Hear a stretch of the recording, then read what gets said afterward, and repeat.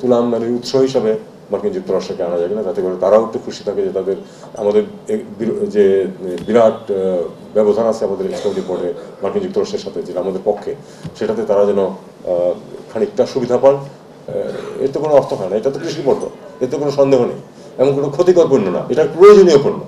কাজে এটাকে কৃষি পণ্য স্বীকৃতি দিলে যে ঋণ নিতে যে সুবিধাটা হবে, এটা কৃষকদেরকে উপকৃত করবে। এবং কৃষকদেরকে দেখুন, সাবসিডি তো সরাসরি দেওয়ারও প্রয়োজন না। আপনি যদি এখানে 2% কমিয়ে দিতে পারেন তাদের ব্যয়, তাহলে তো 2% সাবসিডির ইকুইভ্যালেন্ট হয়ে গেল। কিন্তু সেটা প্লাস এরপরে যদি দেখা যায় তারা কম্পিটিশনে টিকতে পারছেন না, তাহলে সাবসিডি দেওয়া যেতেই পারে। কারণ এই সাবসিডি আমাদেরকে কিন্তু চূড়ান্ত বিচারে উপকার করছে, কারণ আমাদের গার্মেন্টস যারা এক্সপোর্ট করবেন তাদের জন্য এটা কম্পিটিটিভ হবে। তাদের কম্পিটিটিভনেস যদি 5% বেড়ে যায়, 10% বেড়ে যায়, সেটা কিন্তু সাংঘাতিক ব্যাপার। তাদের জন্য অনেক সহজ হবে তখন, বিশেষ করে যে সময় আসছে সামনে। আমরা জানি যে মার্কিন যুক্তরাষ্ট্র আমাদের অন্যতম বড় বাজার, এবং সেই বাজারে তো আমরা দেখতে পাচ্ছি যে একটা ভলাটাইলিটি সৃষ্টি হয়েছে নতুন সরকারের অধীনে। তারা বিভিন্ন দেশের ক্ষেত্রে কিন্তু সিদ্ধান্ত নিয়েছেন ডিউটি আরোপের, আমাদের ক্ষেত্রে এখনও নেননি।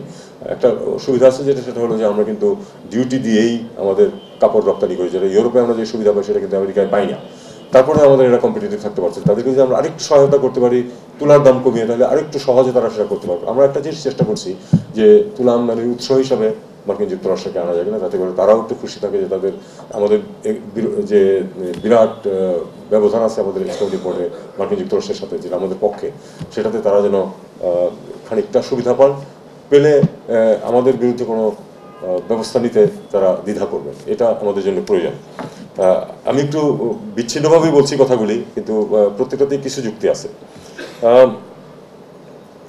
25% সম্ভব, এটা আমার কাছে অত্যন্ত এনকারেজিং একটা জিনিস মনে হচ্ছে। এই ব্যাপারে আমার মনে হয় আমাদের সব ধরনের নীতি সহায়তা প্রয়োজন। মিনিমাম সাপোর্ট প্রাইস কৃষকদেরকে অবশ্যই দেওয়া যেতে পারে, কারণ এখন যে দাম আছে তারা তো পাচ্ছে না, সমস্যা হচ্ছে না।